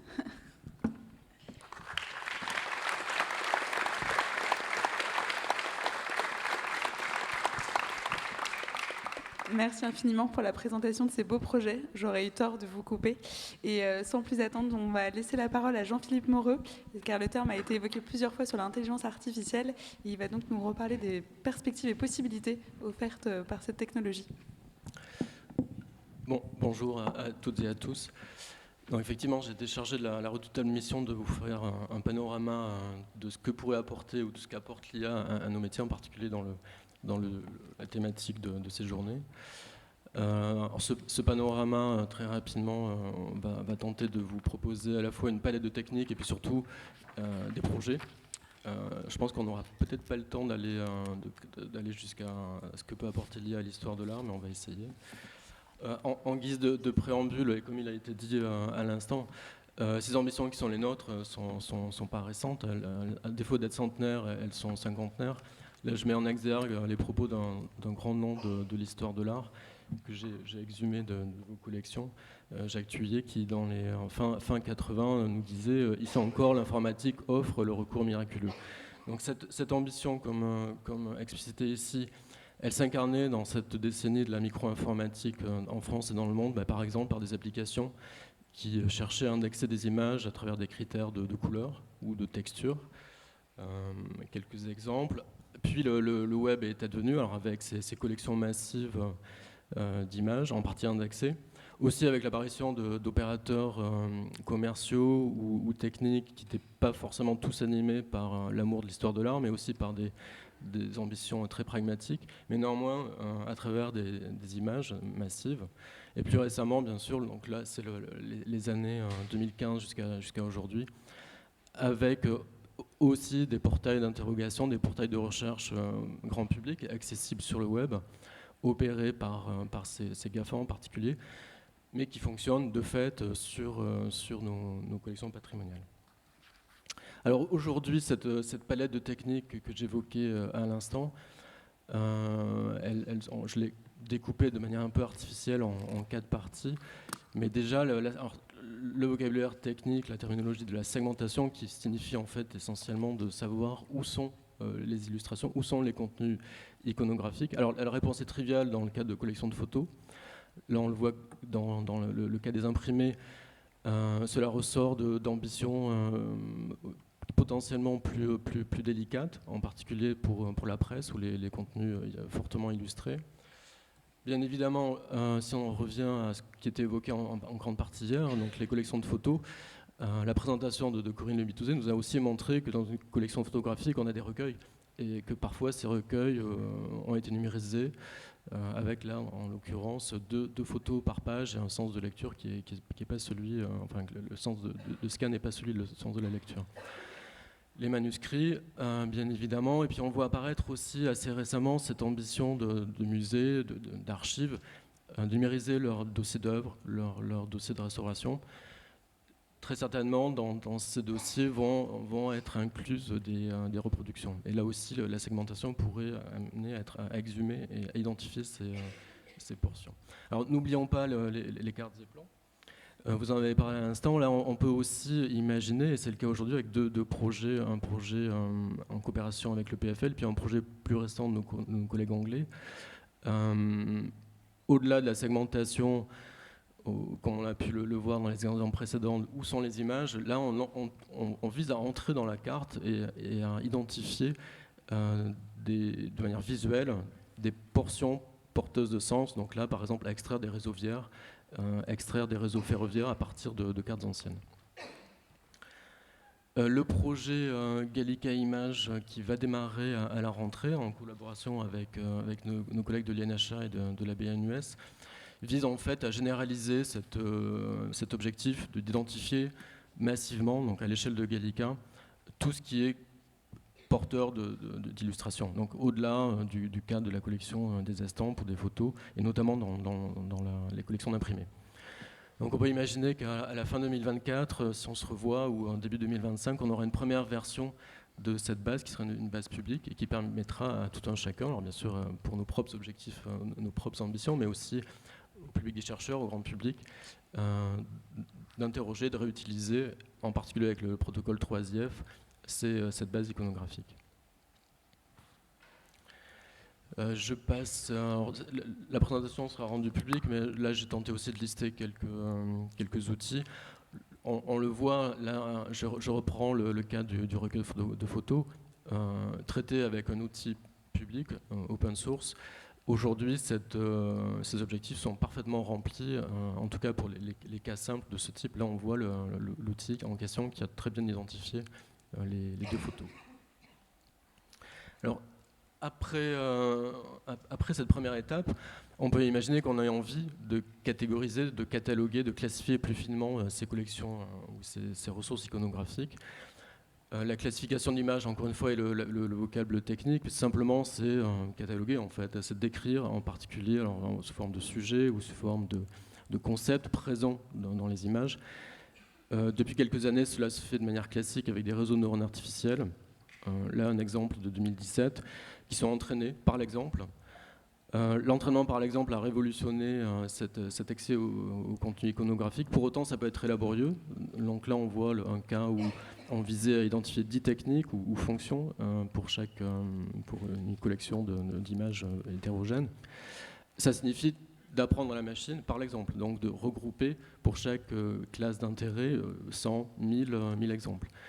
On peut imaginer aussi, par exemple, on parlait hier d'icon class, avec plusieurs milliers de concepts ou de sujets, que ces techniques peuvent devenir très laborieuses lorsqu'on tente de les appliquer à Rameau ou à d'autres modèles d'indexation. Nous l'avons tenté, là aussi, en collaboration avec l'INRIA récemment, alors là sur des contenus de Mandragore, donc très grande hétérogénéité, très grande variété de contenus visuels. En se limitant, pour être pragmatique, à la zoologie, 400 espèces. On s'est aperçu très rapidement que 400 espèces, mais c'était très compliqué à la fois en termes d'agrégation d'exemples. Nous l'avons réduit à 30 genres, et en s'appuyant aussi sur un modèle qui était entraîné, là pour le coup, sur la photographie contemporaine. Donc tenter de jouer sur ces deux tableaux, ne pas repartir de zéro. Nos collègues de la contemporaine qui étaient présents hier ont aussi appliqué dans un autre cadre, qui est celui de la muséographie, pour les besoins d'une exposition, qui se basait sur le fonds d'Élie Kagan, fonds de photo. Là, ce qui est intéressant, c'est que les résultats bruts de l'apprentissage ont été utilisés dans une borne virtuelle qui était présente dans l'exposition. Avec aussi cet objectif de classer 60 000, 100 000 images automatiquement avec des modèles. Je mets en exergue le fait que ces modèles ne sont pas parfaits, et vous voyez aussi, là on tentait de classer des photos de manifestation, on a des déchets, on a des défauts de classification. Un autre exemple du même type, qui peu ou prou recours des ambitions à la fois de médiation, de catalogage automatique, avec aussi le compromis à opérer entre la masse, la quantité, ici 60 000 photos numérisées sur 1 million, une indexation automatique avec un logiciel de chez Google, et avec le fait que cette indexation est assumée comme étant imparfaite, mais néanmoins elle sert le propos de la médiation, et elle sert éventuellement l'ambition du catalogage, sans laquelle, bon, le mieux étant l'ennemi du bien, sans laquelle il ne serait pas possible de valoriser cette collection. Et finalement, un projet, enfin, en tout cas une collaboration en cours avec le Musée des Arts Décoratifs, là aussi avec des quantités de documents hors de portée pour une équipe de 3-4 personnes, 400 000 échantillons de papier peint, des dessins d'architectes. Là aussi, comment inverser le paradigme actuel qui est celui du catalogage qui précède la numérisation. Là, dans ce cas particulier, nos collègues veulent générer automatiquement des prénotices avec de l'IA pour ensuite, dans un deuxième temps, enrichir et corriger manuellement ces notices. Troisième typologie de technique qui est beaucoup plus récente, donc celle des modèles texte-image que je vais introduire ici. Là, ces modèles renversent le paradigme, plus besoin d'entraîner, en tout cas avec des exemples. Ces modèles ont été eux-mêmes entraînés en puisant sur l'immense collection en partie patrimoniale du web, puisque nous exposons nos collections sur le web. Donc 400 millions de paires de légendes et d'images. Le modèle agrège ces textes et ces images dans un espace vectoriel de grande dimension pour in fine permettre d'interroger un corpus d'images à partir de textes rédigés en français, en anglais, sous forme de requêtes en langue naturelle. Un exemple, je vais essayer de vous faire la démonstration à l'instant. Alors c'est un portail qui s'appuie sur ce modèle CLIP, qui est réalisé par l'université d'Oxford, qui a aspiré à peu près 50 millions d'images de Wikipédia. Et on voit que là, le portail est interrogeable avec des requêtes, donc une forme de légende, qui peuvent être exprimées en français, en anglais, puisque là, encore une fois, ces contenus ont été aspirés sur le web. Alors, qu'est-ce que ça donne en pratique? Ça donne ceci. Donc là, j'ai recopié ma requête. J'interroge les 55 millions d'images. Et je trouve bien évidemment des documents patrimoniaux, puisqu'ils ils sont présents sur le web, qui répondent en partie, en grande partie en tout cas, à l'interrogation. Donc là, je cherchais plutôt des caricatures de presse avec l'illustration d'un visage de ce type. Alors l'intérêt de ces modèles, il est double. On l'a vu, pas besoin d'un travail préalable, d'entraînement, et finalement ces modèles ont acquis une connaissance visuelle générique, encyclopédique de la photographie, des estampes, sur plusieurs siècles, puisqu'ils ont été entraînés sur le web. Le même modèle, là pour le coup, utilisé dans un contexte interne, c'est-à-dire l'indexation d'une banque d'images dont nous avons perdu la base de données d'indexation au fil des années, mais il nous reste les images brutes. Là, ce sont des images qui nous viennent des ateliers de restauration interne. Même usage, nos collègues aimeraient bien indexer, réindexer et chercher des images avec l'interrogation en texte libre. Donc, c'est exactement le même modèle CLIP qui là est utilisé ici, donc localement. Donc là, je vais m'intéresser, je cherche des photographies qui présentent des tranches, des nerfs dans cette collection. Donc là, aucune métadonnée à l'arrière-plan, pas de texte, c'est uniquement de l'interaction visuelle, mais à partir d'un texte qui est rédigé en français ou en anglais.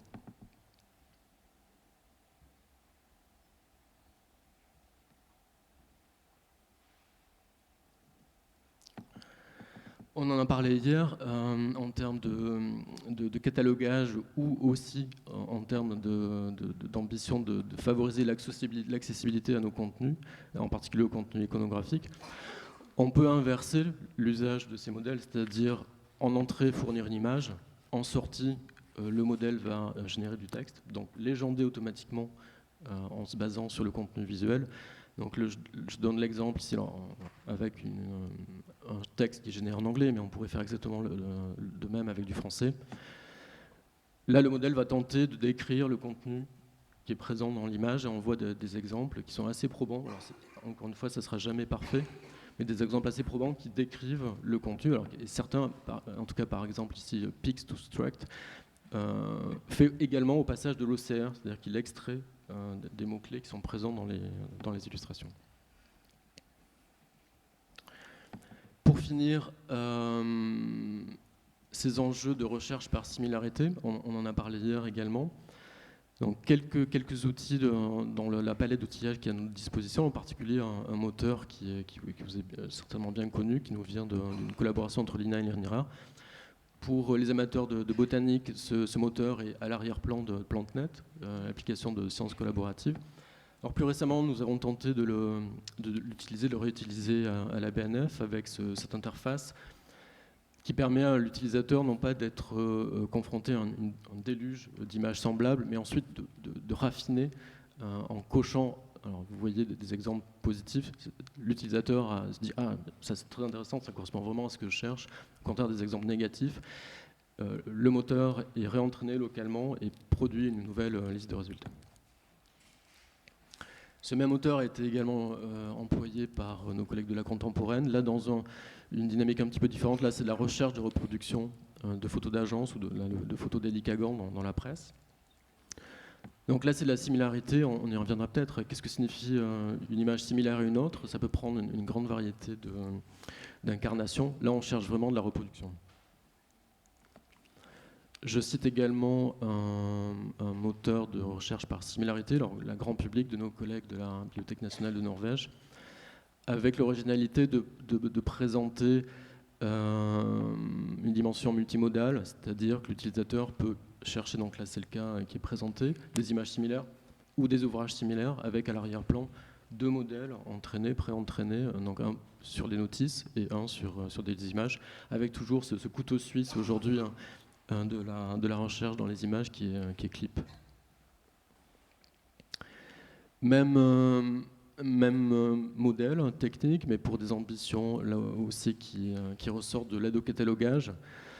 Nos collègues des arts du spectacle cherchent à identifier dans un fond non numérisé, un fond d'affiche, qu'est-ce qui a déjà été catalogué, qu'est-ce qui est déjà présent, qu'est-ce qui est déjà numérisé, pour savoir est-ce qu'il faut exemplarifier, est-ce qu'il faut créer une notice. Un démonstrateur interne, donc une photo prise dans des magasins, cette photo avec une qualité de smartphone, avec aussi une qualité avec de la rotation, de la distorsion, elle suffit à identifier le fait que ce poster, cette affiche est déjà présent dans Gallica. Ces modèles peuvent aussi servir à naviguer dans des collections massives par ces techniques de similarité, c'est-à-dire des images semblables sont projetées dans un espace 2D ici à l'écran, dans un nuage d'images. Donc c'est aussi ça peut constituer aussi une aide à la navigation, à la médiation. Les mêmes ambitions, mais dans l'univers 3IF. On serait insisté sur l'utilité 3IF, sans lequel je pense que chez nous et ailleurs, il n'aurait été pas possible de déployer ce type d'innovation, d'activité de recherche. Donc là, le point d'entrée, c'est une collection 3IF existante. L'utilisateur peut naviguer dans la collection avec des métadonnées. Donc vous voyez en haut un nuage de mots-clés, un critère chronologique, et puis bien sûr, toujours encore une fois, ce critère de similarité visuelle. Et puis si nous avons le temps, peut-être 3 minutes, présenter quelques exemples d'outils ou de projets qui mettent en œuvre les techniques que je viens d'énumérer, mais là avec ce souci de satisfaire les besoins d'une clientèle ou d'une communauté particulière qui est celle des historiens de l'art ou des chercheurs en histoire de l'art ou des professionnels du patrimoine qui sont à leur côté.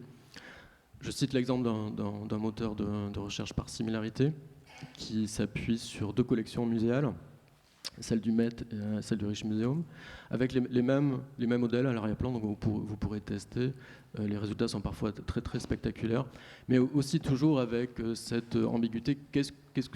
Que sont 2 images similaires? Est-ce que cela suffit pour faire de la recherche en histoire de l'art? Avec aussi l'interrogation que décrivent ces modèles. Est-ce qu'ils se positionnent au niveau au niveau pré-iconographique, le contenu des images, l'interprétation des images, le contenu, des niveaux d'interprétation supérieurs, mais ce n'est pas toujours le cas. Mais on le voit aussi, ils peuvent être complémentaires ou pas d'indexation intellectuelle avec des vocabulaires contrôlés. Donc là, la question qui se pose aujourd'hui à nous, c'est comment intégrer. Est-ce qu'ils sont complémentaires? Est-ce qu'ils sont irréconciliables?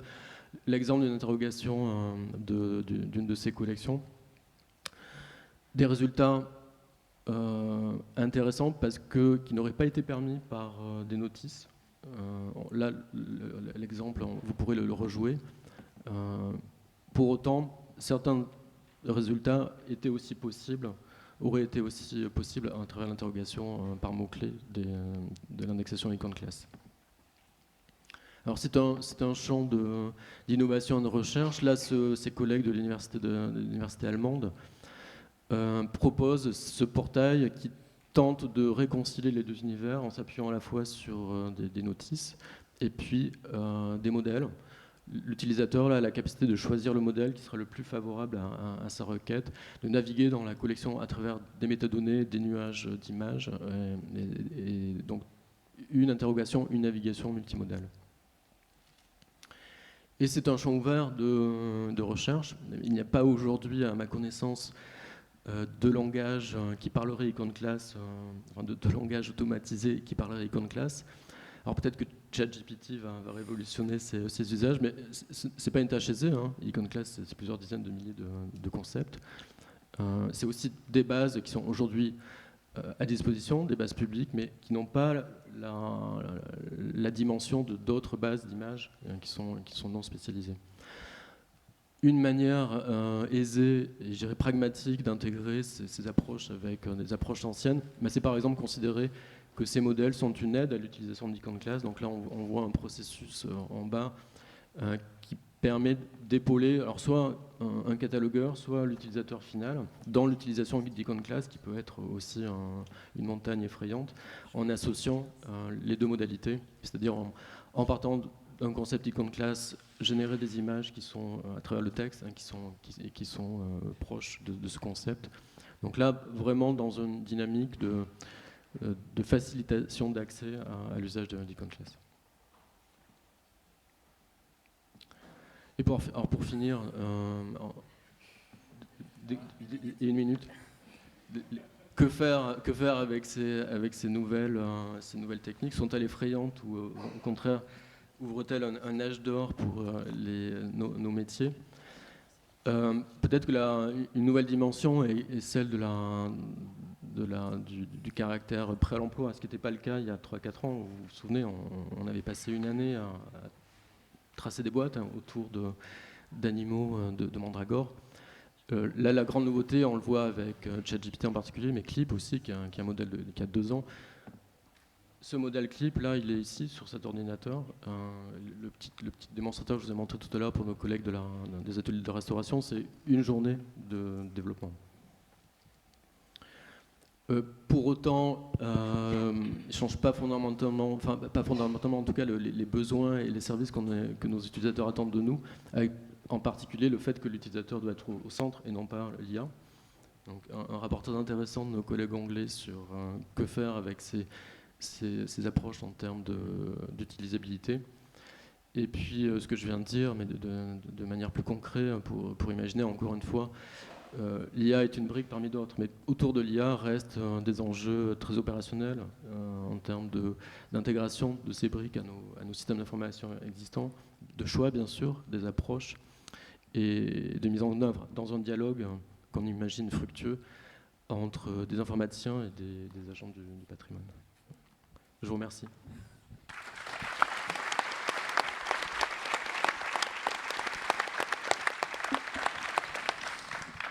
Merci beaucoup, c'était passionnant. Je n'ai pas vu le temps passer pendant cette table ronde.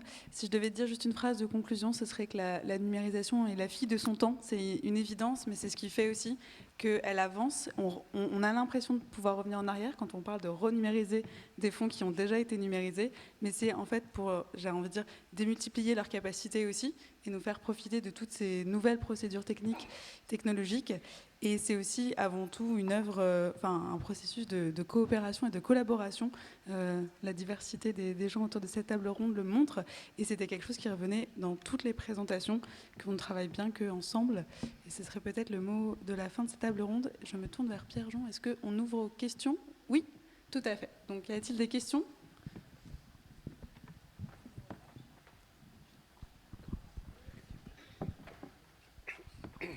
Bonjour, je m'appelle Stéphanie Delaguette, je travaille à l'Institut de recherche sur l'architecture antique et je vous remercie de nous avoir présenté tout cela. ce sont des projets quand même que je me permettrais de qualifier de mirifiques.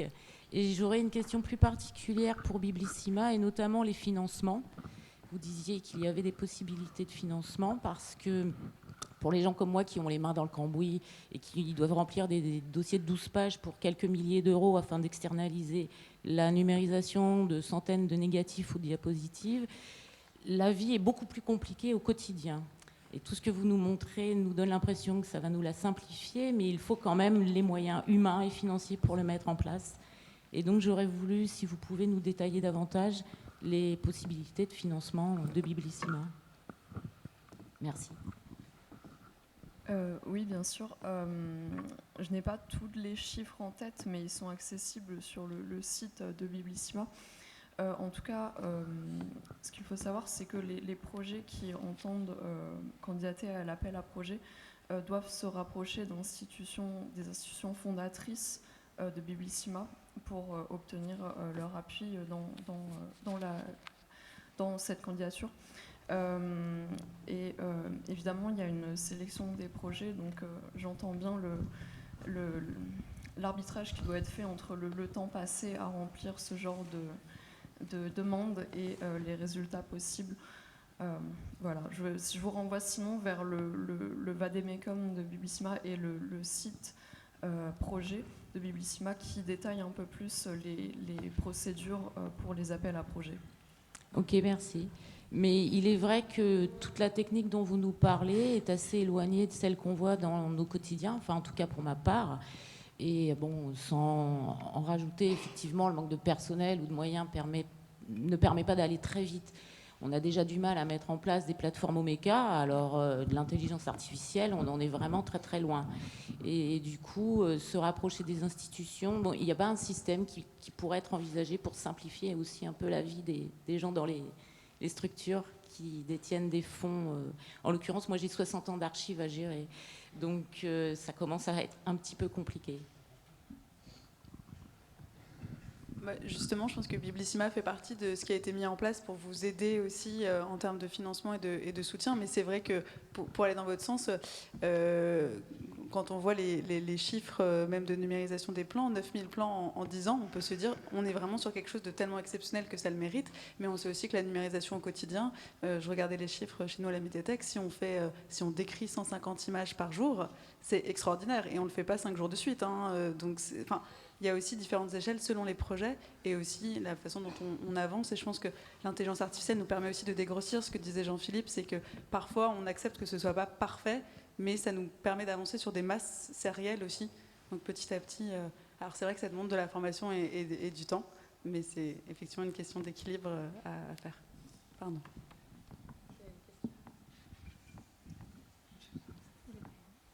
Il allume. Oui, pardon. Oui, bonjour. Donc Ariane Bouchard, médiathèque d'Orléans.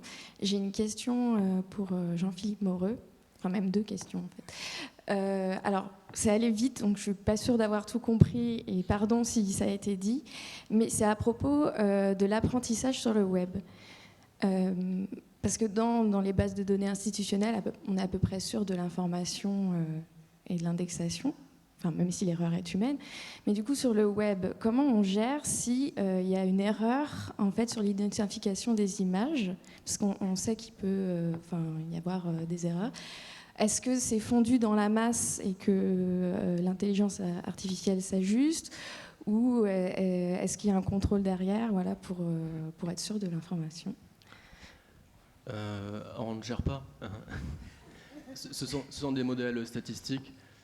Donc les erreurs, si elles sont mineures ou elles sont peu fréquentes, elles seront noyées dans la masse statistique des autres annotations, des autres images. Et en particulier pour ces modèles boîtes noires que j'ai évoqués à l'instant, ils sont très pratiques parce qu'on les prend, on les utilise, et ce sont des boîtes noires.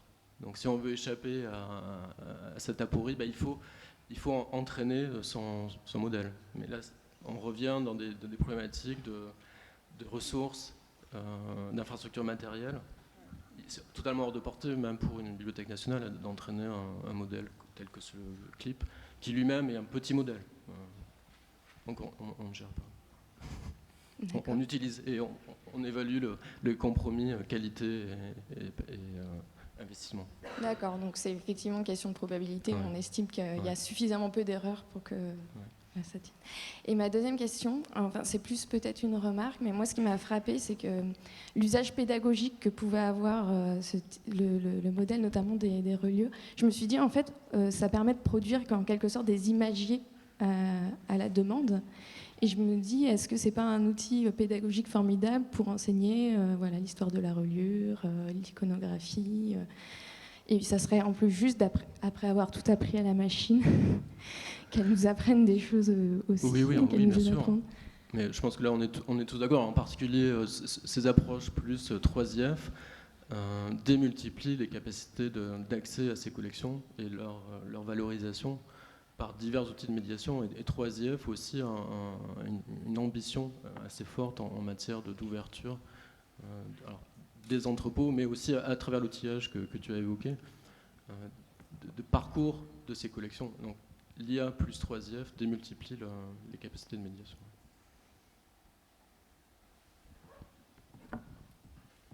Est-ce qu'il y a d'autres questions ?